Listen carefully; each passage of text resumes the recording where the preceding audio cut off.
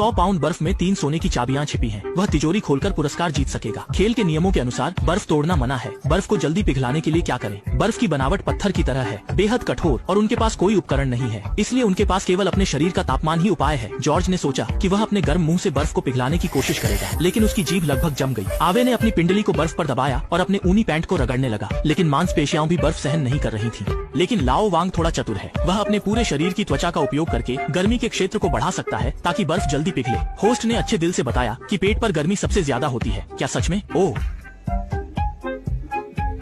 बड़े चाचा को भेजने वाले थे। तभी आवे ने देखा कि उसके हाथ में एक अंगूठी है जिसका उपयोग वह बर्फ को खुरचने के लिए कर सकता है। जॉर्ज ने अपनी जेब में एक कार्ड पाया जिससे वह बर्फ के टुकड़ों को भी खुरच सकता था। कहानी को घर देखना है। जब तक नियमों का उल्लंघन न हो, किसी भी चीज का उपयोग किया जा सकता है। वे तेजी से पूरे क्षेत्र की तलाशी लेते हैं। लाओ वांग को एक ड्रिल मिलती है, जॉर्ज को एक प्राइबा मिलता है और आवे को केवल एक प्लास्टिक पाइप दिखाई देता है। इतनी कठोर बर्फ के साथ उपकरणों का उपयोग करके केवल बर्फ के टुकड़े ही हटाए जा सकते हैं। इसे तोड़ना बहुत मुश्किल है। 20 मिनट की पिघलाने के बाद आंखों से देखा जा सकता है कि बीच में थोड़ी गहराई आ गई है, लेकिन चाबी के स्थान तक अभी भी बहुत दूर है। होस्ट एक हैंडबैग लाता है और अगर वे सवाल का सही जवाब देते हैं तो वे अंदर के उपकरण ले सकते हैं। सवाल पूछा गया, 2000 सालों का ओलंपिक खेल किस शहर में हुआ था? जॉर्ज ने जल्दी से जवाब दिया, बीजिंग, जबकि लाओ वांग ने कहा सिडनी। सही जवाब देने पर लाओ वांग ने एक हैंडबैग जीता जिसमें एक हेयर ड्रायर था। उसने तेजी से बर्फ के टुकड़े को एक तरफ किया और हेयर ड्रायर की गर्मी से बर्फ को पिघलाने लगा। पानी का बहाव बहुत तेज था और सच में यह बहुत मेहनत बचा रहा था, लेकिन इसका उपयोग केवल 1 मिनट के लिए ही किया जा सकता था। होस्ट ने अगला सवाल पूछा, टाइटैनिक का प्रस्थान बिंदु कहाँ था? आवे ने जल्दी से जवाब दिया, अमेरिका का न्यूयॉर्क, जबकि लाओ वांग का जवाब था इंग्लैंड का साउथहैम्पटन। इस बार लाओ वांग ने फिर से सही जवाब दिया और 2 सैंड पेपर जीते जिनकी खुरदुरी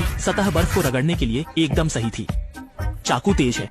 लाओ वांग की गहरी खाई और भी बड़ी हो गई। जॉर्ज लगातार पिघले हुए बर्फ के पानी को चूस रहा है। उसके पास कोई उपकरण नहीं है, इसलिए उसे मुंह से ही हवा फेंकनी पड़ रही है। आवे ने बर्फ के टुकड़े को पलटा और एक नई दिशा में उसे गर्म करने की कोशिश की। समय बीतते बीतते 40 मिनट हो गए। पिघली हुई खाई और भी बड़ी हो गई और अब उसे चिंता होने लगी कि कहीं ये टूट न जाए। केवल हाथों का क्षेत्र चाबी के करीब होना ज्यादा सुरक्षित है। वे दोनों हाथों से बारी बारी से रगड़ते रहे और बीच का छिद्र भी बड़ा होता गया। होस्ट ने तय किया कि उपकरण नहीं दिया जाएगा ताकि वे अपनी मर्जी से काम कर सके। जॉर्ज बर्फ के टुकड़े को लेकर बाथरूम गया। बहते पानी से बर्फ को पिघलाना चाहता था। आवे ने बर्फ के टुकड़े को नाले पर रखकर रगड़ना शुरू किया, जबकि लाओ वांग ने कोई कार्रवाई नहीं की, अपने हाथों से बर्फ को खुरचने पर जोर दिया।